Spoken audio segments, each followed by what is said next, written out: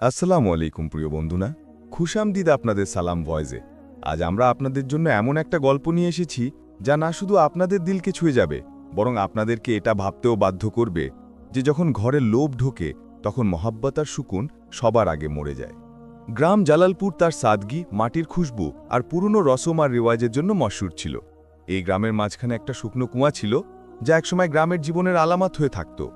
এখন সেটা শুধু খামোশ দাঁড়িয়েছিল, যেন কোনো রাজের পাহারাদার। কুয়ার কাছেই হাজি নাদিম সাহেবের পুরনো বাড়ি ছিল। উনি গ্রামের ইজ্জতদার আর নরম দিলের মানুষ ছিলেন। বছরের পর বছর এই মাটিতে জুড়েছিলেন।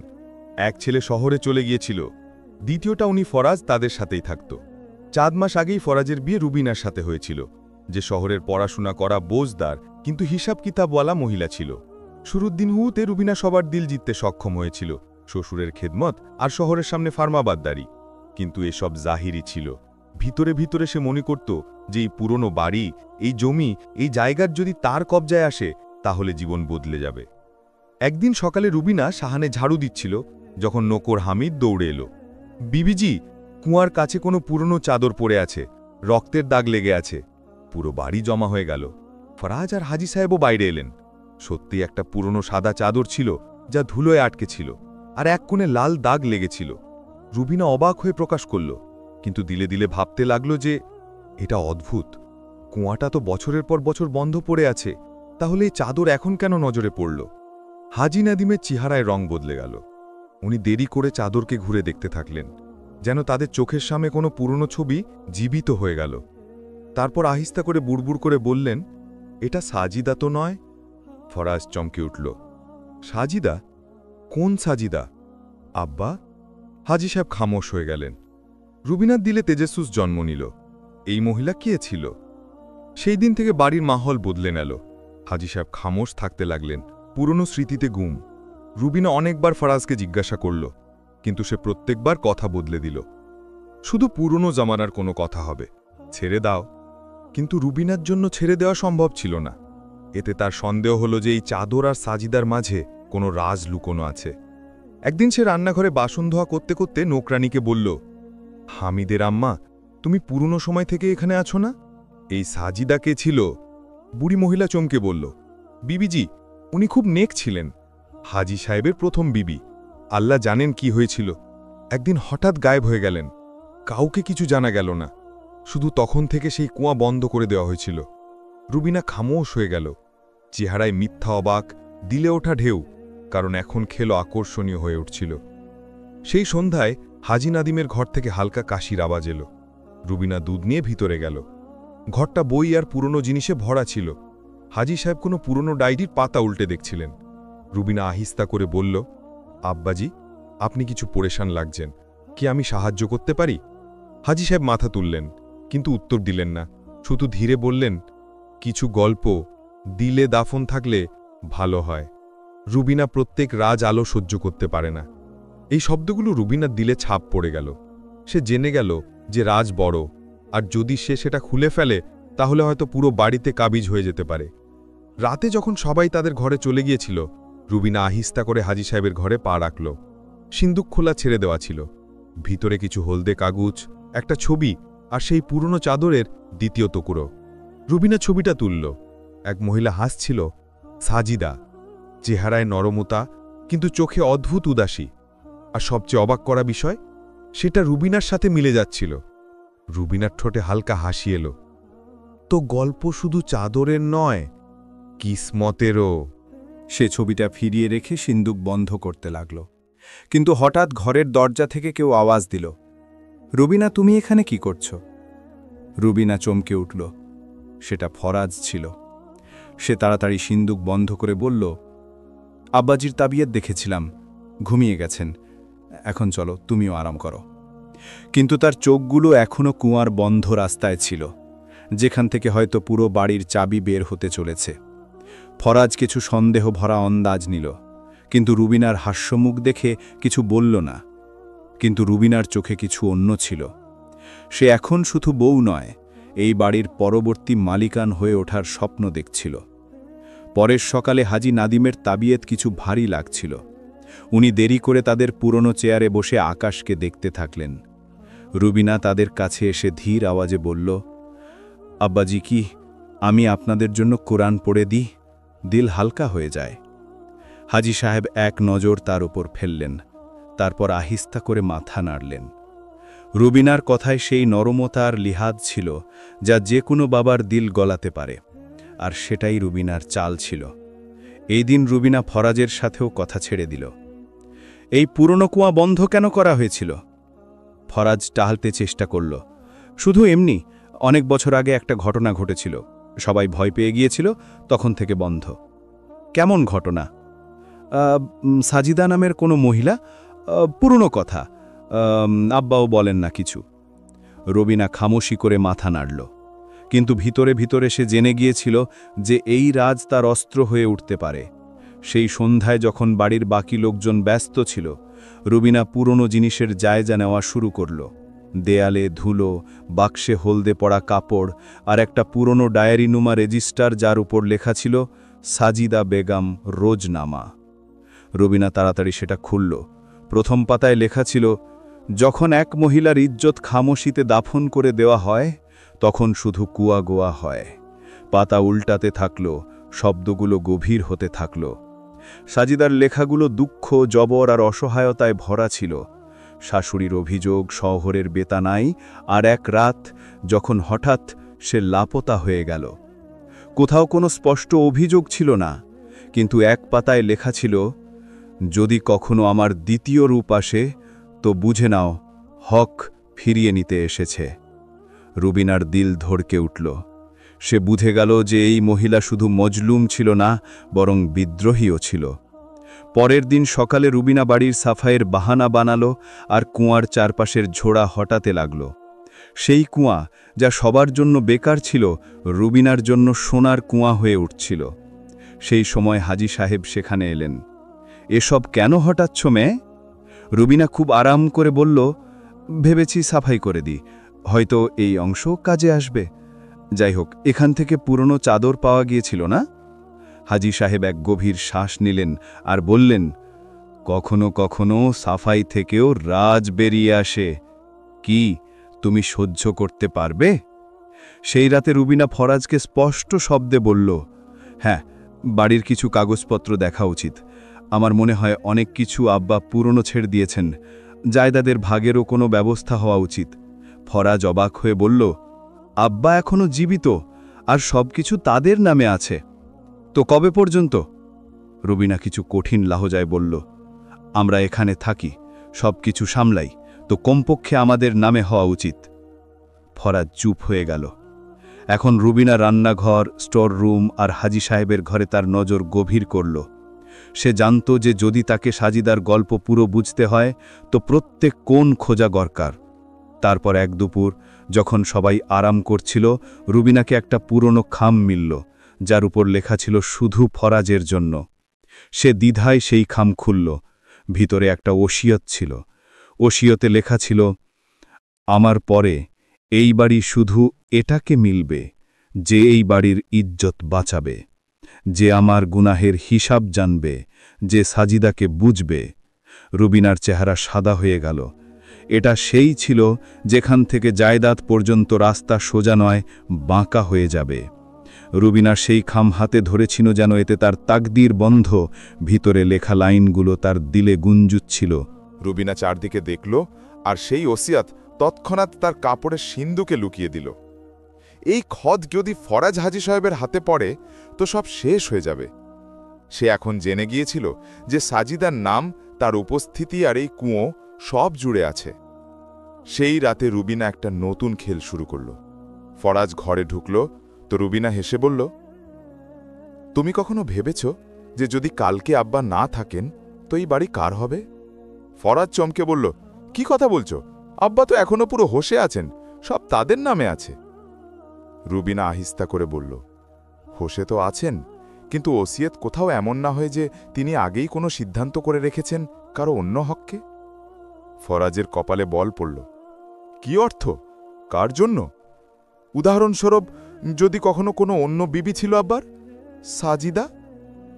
ফরাজ চোখ সংকুচিত করল। তুমি এসব কোথা থেকে নিয়ে আসছো? রুবিনা চালাকি করে বলল, আব্বার ঘর থেকে কিছু পুরনো কাগজপত্র মিলেছে, আর কিছু কথা হামিদের আম্মার কাছ থেকে শুনেছি। ফরাজ তীক্ষ্ণ লহজায় বলল, সেই কথায় পড়ো না। আব্বা যদি কিছু লুকিয়ে রাখেন তো সেটা তাদের অতীত, আমাদের নিজেদের জীবনে মনোযোগ দেওয়া উচিত। রুবিনা খামোশ হয়ে গেল, কিন্তু দিলে দিলে সে জেনে গিয়েছিল এই কথা ফরাজের মাধ্যমে হবে না, এখন তাকে সোজা আঘাত করতে হবে। পরের দিন সকালে হাজী নাদিম খুব দুর্বল লাগছিলেন। উনি তাদের বিছানায় শুয়েছিলেন। রুবিনা দুধের গ্লাস ধরে বলল, আব্বাজি, যদি আপনি কখনো কোনো ওসিয়াত লিখে থাকেন তো আমাদের আগে থেকে জানা উচিত, যাতে কালকে কাউকে অভিযোগ না হয়। হাজী সাহেব গভীর নজরে রুবিনাকে দেখলেন। যে জিনিস সময়ের আগে সামনে আসে সেটা ক্ষতি দেয় মেয়ে। কিন্তু আব্বাজি, যদি ফরাজের হককে কিছু হয় তো আমি খুশি হয়ে কবুল করব, কিন্তু কোথাও অন্য কিছু হয় তো দিল ভেঙে যায়, আর বাড়িও। হাজী সাহেব চোখ বন্ধ করলেন, যেন তিনি এই কথার ভার সহ্য করতে পারছেন না। তাদের চেহারায় এক অদ্ভুত ক্লান্তি ছিল, আর হয়তো পশ্চাত্তাপও। রুবিনা সেই সন্ধ্যায় সেই ওসিয়াত বের করল, আর তাতে কিছু শব্দ চুপিসারে কেটে দিল। যেখানে লেখা ছিল, এই বাড়ি শুধু এটাকে মিলবে যে আমার গোনাহের হিসাব জানবে। এখন লেখা হলো, এই বাড়ি আমার ছেলে ফরাজের জন্য, যে এই বাড়ির ইজ্জত আর জোড়া বাঁচাবে। পরের দিন সেই ওসিয়াত নিজে ফরাজকে দেখাতে লাগল। এটা মিলেছে পুরনো বাক্স থেকে, তুমি সেটাই জন্য হয়তো। ফরাজ পড়ল আর হাসল। আব্বা কিছু বলেননি, কিন্তু ভালো, শুক্রিয়া, স্পষ্ট কথা আছে। রুবিনা ভিতরে ভিতরে শুকুলের সাহস নিল। এখন পরবর্তী ধাপ শুধু জায়দাদের ইন্তেকাল। এই সময় রুবিনা পুরনো রেজিস্ট্রি রেকর্ডের জায়জা নেওয়া শুরু করল। তাকে পুরনো সরকারি কাগজপত্রে সাজিদা বেগমের স্বাক্ষরওয়ালা এক রেজিস্টার মিলল। বছর 2002, স্বাক্ষর সাজিদা নাদিম বেগম, মজমুন প্রপার্টি অ্যাকনলেজমেন্ট। এটা একটা বোমা ছিল। এটা প্রমাণ করছিল যে সাজিদা এই বাড়ির আইনি শরীয়তের মালিক ছিল, আর যদি সে জীবিত হয়, তার কোনো আইনি সন্তান হয়, তো রুবিনা সেই কাগজ তৎক্ষণাৎ লুকিয়ে দিল। এখন সে সাজিদার উল্লেখ থেকেও ভয় পেয়ে গিয়েছিল। সেই সময় নৌকর হামিদ এলো। বিবিহি, আব্বাজি কিছু বলছিলেন, তাদের মনে হয়েছে আপনি বাইরে যাচ্ছেন। রুবিনা চমকে উঠল, আমি তো কিছু বলিনি। তিনি বললেন, যদি রুবিনা শহর যাচ্ছে তো হয়তো সে কিছু নিয়ে যাবে। রুবিনা পরের 2 দিন শহর যাওয়ার বাহানা বানালো। আসলে সে এই রেকর্ডকে রেজিস্ট্রি অফিসে দমন করতে যাচ্ছিল, কিন্তু সেখানে তাকে আর একটা ধাক্কা লাগল। এই কাগজ এখনও অ্যাক্টিভ। সাজিদার কোনো ওয়ারিশ এলে সে দাবি করতে পারে। রুবিনার দিল ডুবে গেল। বাড়ি ফিরে সে সোজা হাজী সাহেবের ঘরে গেল আর রাগ করে বলল, আব্বাজি, আপনি যা করেছেন সেটা আমাদের অন্ধকারে রাখা সমান। আপনি আমাদের কখনো বলেননি যে সাজিদার মালিকিয়াত এই বাড়িতে উপস্থিত। হাজী সাহেব আহিস্তা করে বললেন, বলার উপকার তখন হয় যখন কোনো সোনার মানুষ থাকে। তুমি তো নিতে এসেছ, দেওয়ার ধৈর্য তুমি কোথায় আছে রুবিনা? রুবিনার চেহারায় কঠোরতা এলো। তো আপনি আমাকে বউ মানেনই না, শুধু পুরনো বিবিকে স্মরণ করেন যে না জানি জীবিত আছে না মরা, যারা কখনো কিছু ছেড়ে যায়। রুবিনা কিন্তু লোভী, সব কিছু নিয়েও খালি থেকে যায়। পরের সকালে রুবিনার রং বদলে গিয়েছিল। সে ফরাজকে বলল, তুমি কি মনে করো, যদি আব্বা আমাদের এসব না দেন তো কি আমরা আলাদা হয়ে না থাকতে পারি? ফরাজ চমকে বলল, রুবিনা, তুমি কেমন কথা বলছো? এই বাড়ি আব্বার, আমাদের সবার নয়। ফরাজ, এসব তুমি বুঝবে যখন খুব দেরি হয়ে গেছে। ফরাজ খামোশ দাঁড়িয়েছিল। রুবিনার কথা তার দিলকে ছুঁয়ে যাচ্ছিল, কিন্তু সে উলঝনে ছিল। রুবিনা, এসব তোমার জন্যই তো। আব্বা কখনো অস্বীকার করেনি? রুবিনা চেহারা অন্যদিকে ঘোরালো। অস্বীকার করেননি ফরাজ, কিন্তু আজ পর্যন্ত আমাদের নামে কিছু করেননি। শুধু প্রতিশ্রুতি, শুধু কথা। যতক্ষণ সবকিছু কাগজে না হয় আমি সন্তুষ্ট হতে পারি না। ফরাজ আহিস্তা করে বলল, মোহব্বতে বিশ্বাস তরকারি হয়, কাগজ নয়। কিন্তু রুবিনার দিল এখনও নরম ছিল না। তার চোখ শুধু এক জিনিসে ছিল, কবজা। পরের সকালে রুবিনা সরকারি অফিসের জন্য প্রস্তুতি নিল। সে সেই সংশোধিত ওসিয়ত তার সাথে রাখল আর রেজিস্ট্রেশন অফিসে গেল যাতে প্রপার্টির ইন্তেকালের প্রক্রিয়া পুরো করে। কাগজপত্র জমা দিতে দিতে ক্লার্ক এক নজর ফেলে বলল, এই ওসিয়ত আইনি লাগছে, কিন্তু স্বাক্ষর আসল না জালি তার যাচাই হবে। রুবিনা তৎক্ষণাৎ উত্তর দিল, স্বাক্ষর আব্বাজির, ফরাজও সাক্ষী। ঠিক আছে, যা চাইয়ে 3 দিন লাগবে। 3 দিন রুবিনার জন্য বছরের সমান ছিল। এই দিনগুলোতে হাজি নাদিম অবিরাম খামোশ থাকতে লাগলেন। ফরাজ অনেকবার রুবিনীকে বলল, আব্বা পরেশান থাকেন, তাদের সাথে কথা বলো। রুবিনা প্রত্যেকবার কথা বদলে দিল, তুমি তাদের সাথে বসো, আমাকে বাড়ির কাজ সামলাতে দাও। কিন্তু আসলে সে প্রত্যেক রাতে পুরনো ঘরে যায়, সাজিদার কাগজপত্র খোঁজে, আর এক একটা জিনিসকে হয় জ্বালিয়ে দেয়, হয় লুকিয়ে দেয়। এক রাত যখন সবাই ঘুমোচ্ছিল, রুবিনা চুপিসারে সাজিদার ডায়েরি বের করল, সেই যাতে সে তার কষ্ট লিখেছিল। রুবিনা সেই ডায়েরি হাতে নিল আর ঝাঁকুনি দিয়ে ছিঁড়তে শুরু করল। যার কোনো নাম নেওয়ার নেই, তার লেখা কেন থাকবে? কিন্তু ডায়েরির শেষ পাতা একটা নোট লেখা ছিল, যে আমাকে দাফন করেছে সে নিজেও কখনো সুকুন করে না জিয়ে। রুবিনার শ্বাস থেমে গেল। এক মুহূর্তে তার হাত কাঁপল, কিন্তু তারপর সে সব ছিঁড়ে এক মাটির হাঁড়িতে ঢেলে আগুন লাগিয়ে দিল। পরের সকালে হাজি নাদিম ফরাজকে ডাকলেন। ছেলে, আমি চাই কিছু কথা স্পষ্ট হয়ে যাক। আমি একটা ওসিয়ত লিখেছিলাম। ফরাজ বলল, জি আব্বা, রুবিনাকে মিলেছিল, সেটাই তো আমরা জমা দিয়েছি। হাজি সাহেবের চেহারায় অবাক এলো। কোন ওসিয়ত? আমার কাছে তো এখনও আছে। ফরাজ চমকে বলল, রুবিনা বলছিল সেটা আপনি লিখেছেন।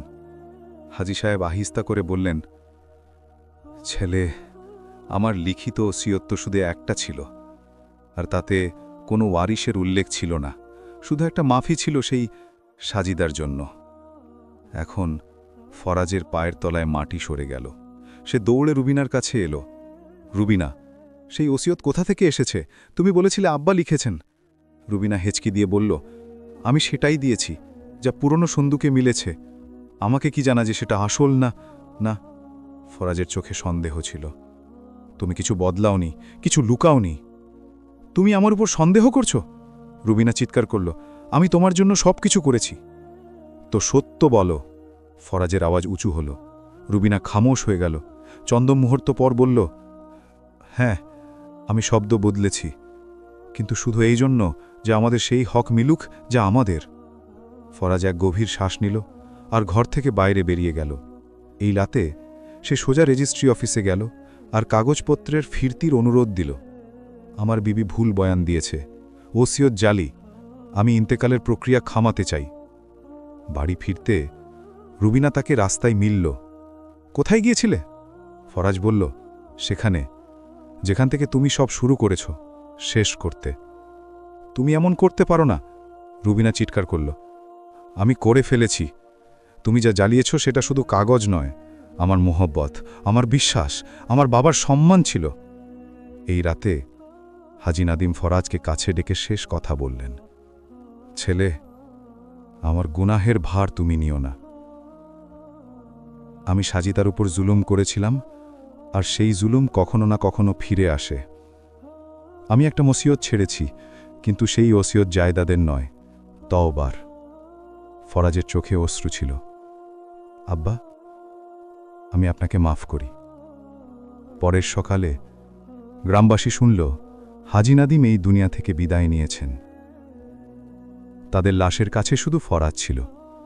রুবিনা পিছনে দাঁড়িয়েছিল, কিন্তু চোখ এখন কুয়ার দিকে ছিল, সেই শুকনো কুয়া যেখান থেকে সবকিছু শুরু হয়েছিল। আর রুবিনা খামোশি করে পুরনো ঘরে গেল, সেই ঘর যেখানে হাজি নাদিমের বাক্স রাখা ছিল। সে এক বাক্স খুলল, ভিতরে একটা পুরনো চিঠি ছিল যার উপর লেখা ছিল, সাজিদার নামে আমার শেষ স্বীকারোক্তি। রুবিনার হাত কাঁপল, সে তাড়াতাড়ি খুলল। ভিতরে হাজি নাদিমের হাতে লেখা চিঠি ছিল, সাজিদা, আমি জানি যে তুমি যে দুঃখ সহ্য করেছ সেটা আমার কঠোরতার ফল ছিল। তুমি শুধু এতটুকু চেয়েছিলে যে তোমাকে বিবি হওয়ার হক দেওয়া হোক, কিন্তু আমি তোমাকে অভিযোগ আর খামোশিতে দাফন করে দিয়েছি। আমি সবার সামনে তোমার উপর চুরির অভিযোগ লাগিয়েছি, যদিও সেই টাকা আমি নিজে লুকিয়েছিলাম। তুমি সেদিন কেঁদেছিলে।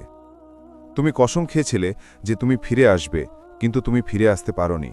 তুমি আমাকে শুধু এতটুকু বলেছিলে, যদি আমি না থাকি তো আমার অংশ কোনো এমন মহিলাকে মিলুক যে আমার মতো, যেই বাড়িকে সামলাতে পারে। আর যখন আমি রুবিনাকে দেখলাম তো আমার মনে হলো তুমি ফিরে এসেছো, শুধু চেহারায় নয়, তাকদিরেও। রুবিনার চোখ থেকে অশ্রু বইল। আমি সাজিদার মতো। সে নিজেকে বুড়বুড় করে বলল, আমি তো লোভে অন্ধ হয়ে গিয়েছিলাম, আর সে তো মাজলুম ছিল। হঠাৎ দরজায় আওয়াজ হলো। ফারাজ দাঁড়িয়েছিল। কি পড়ছ রুবিনা? রুবিনা তাড়াতাড়ি কাগজ লোকালো, কিন্তু ফারাজ এগিয়ে এলো। সে চিঠি ধরল আর পড়তে লাগল। যেমন যেমন লাইনগুলো এগোতে থাকলো, তার চেহারার অনুভূতি বদলে যেতে থাকলো। তো আব্বা তোমাকে শুধু এই জন্য বউ মেনেছেন কারণ তুমি সাজিদার মতো লাগো? রুবিনা খোট কাঁপতে লাগল। আমাকে জানা ছিল না। আমি তো শুধু জিততে চেয়েছিলাম, কখনো কাউকে হারাতে নয়। ফারাজ তীক্ষ্ণতা করে বলল, কিন্তু তুমি হেরে গেলে রুবিনা। তুমি সেই সব হারিয়ে দিলে যা এক মহিলাকে সবচেয়ে মূল্যবান মেলে, বিশ্বাস। এই মুহূর্তে বাইরে থেকে আওয়াজ হলো। নকার হামিদ দৌড়ে এলো। সাহেব, কুয়ার কাছে কিছু লোক খনন করছে। পুরনো পাথর হঠাতে হঠাতে কিছু মিলেছে। ফারাজ আর রুবিনা দুজনেই বাইরে দৌড়ালো। গ্রামের চন্দলোক কুয়ার চারপাশে জমা ছিল। মাটির নিচ থেকে একটা পুরনো কাঠের সিন্দুক বের হয়েছে। সিন্দুক খোলা হলো। ভিতরে একটা চাদর ছিল, সেই সাদা চাদর যার ওপর লাল দাগ লেগেছিল। সাথে একটা কাগজ রিপটে ছিল যার ওপর লেখা ছিল, আমি সাজিদা। আমি নিজেকেই বাড়ির বদনামির থেকে বাঁচাতে ছেড়ে দিয়েছি, কিন্তু আমার নাম খারাপ ছিল না। খারাপ সেই দিলগুলো ছিল যার আমার উপর সন্দেহ করেছে। যদি কখনো কোনো মহিলা আমার চাদর পরে, তো তাকে বলো, ইজ্জতের সওদা করো না, চাই দুনিয়া চলে যাক। রুবিনার হাত কাঁপতে লাগল। গ্রামের মহিলারা মাথা ঝুঁকালো। এক বুড়ি মহিলা বলল, বিবি সাজিদা খুব ভালো ছিল, হয়তো সময় আজ তার ন্যায় করেছে। ফারাজ হামিদকে বলল, সিন্দুককে ফিরে কুয়ায় ফেলো না, এটা এখন আব্বা আর সাজিদার মাঝে এক নিশান। তারপর সে কুয়ার চারপাশে ছোট দেয়াল বানানোর আদেশ দিল। এটা এখন গ্রামের স্মৃতি হবে, সেই সত্যের স্মৃতি। রুবিনা পিছনে সরে গেল। চোখ থেকে অশ্রু গালে বইল। তাকে মনে হলো যেন মাটি তার পায়ের তলায় সরে গেছে। সে ধীরে বলল, আমি ভেবেছিলাম কুয়া খালি, কিন্তু এটা তো ভরা ছিল সত্য থেকে, ঈমান থেকে, কুরবানি থেকে। রুবিনার চোখ থেকে অশ্রু বইতে লাগল। তাকে এখন সবকিছু স্পষ্ট নজরে আসছে, তার লোভ, তার ষড়যন্ত্র আর সাজিদার কুরবানি। সেই সন্ধ্যায় রুবিনা নিজেকে প্রথমবার আয়নায় এমন দেখল যেন সে সাজিদার ছায়া। নরম লহজা, খালি চোখ, ভিতর থেকে ভাঙা দিল। এই মুহূর্তে দরজায় টোকা হলো। ফারাজ দাঁড়িয়েছিল। কিছু কথা বলতে হবে রুবিনা, সে ধীর লহজায় বলল। রুবিনা নজর ঝোঁকাল। প্রথমে আমি কিছু বলতে চাই। সে আহিস্তা করে বলল, আমি মানি যে আমি লোভী হয়ে গিয়েছিলাম। আমি তোমাকে, আব্বাকে আর এই বাড়িকে ভুল বুঝেছি, কিন্তু আব্বার জানাজা আর সাজিদার সত্য আমাকে আয়না দেখিয়েছে। ফরাজ খামোশি করে শুনতে থাকল। রুবিনা কাপা আওয়াজে বলল, আমি তোমাকে হারাতে চাইনি, কিন্তু নিজেকে হারিয়ে ফেলেছি। যদি তুমি চাও তো আমি এখান থেকে চলে যাব। ফারাজ গভীর শ্বাস নিল আর চেয়ারে বসল। তারপর আহিস্তা করে রুবিনার হাত ধরল। না রুবিনা, আমরা দুজনেই শিখেছি, এই বাড়ি শুধু ইট থেকে নয়, মাফিয়ার সহ্য থেকে বানানো হয়। তুমি এখনও আমার বিবি, আর সাজিদার ওয়ারিসও। কিছুদিন পরে রুবিনা সাজিদার স্মৃতিতে বাড়ির সাহানে একটা ছোট গাছ লাগালো। গ্রামের মহিলারা এলো, দোয়া করল, আর প্রথমবার রুবিনা কিছু চাওয়ার বদলে দেবার সিদ্ধান্ত নিল। সময় পার হতে থাকল, আর 1 বছর পরে সেই শুকনো কুয়া এখন সাফ হয়ে গিয়েছে। তার কিনারে ছোট বাগান বানানো হয়েছে। সেই বাগানে রুবিনা বসে তার নতুন জন্ম নেওয়া ছেলেকে ঝুলাত। ফারাজ কাছে বসে হাসছিল। ছেলের নাম রাখা হলো সাজিদ, সাজিদার স্মৃতিতে। ফারাজ রুবিনাকে বলল, দেখলে তুমি যে বীজ লাগিয়েছিলে সেটা এখন শুধু গাছ নয়, নশলও হয়ে গেছে। রুবিনা চোখ বন্ধ করল আর আকাশের দিকে দেখল। হয়তো আব্বাজি আর সাজিদা বিবি আমাদের দেখে হাসছেন। মানুষ থেকে ভুল হতে পারে, কিন্তু অনুভূতি আর তওবা থেকে জীবন ফিরে আসতে পারে। সত্য কখনো দাফন হয় না, সেটা সময় আসলে জন্ম নেয়, এক ছেলের সুরতে, এক মাফির সুরতে, বা এক দুয়ার সুরতে। রিস্তা জায়দাদ থেকে নয়, নিয়ত থেকে চলে। যদি আপনাদের এই গল্প পছন্দ হয় তো সালাম ভয়েস অবশ্যই সাবস্ক্রাইব করুন, ভিডিওকে লাইক করুন, আর আপনাদের মতামত কমেন্টসে অবশ্যই দিন। আমরা আবার হাজির হব আরেকটা সত্যতায় ভরা শিক্ষামূলক গল্প নিয়ে। ততক্ষণের জন্য অনুমতি দিন। আল্লাহ হাফেজ।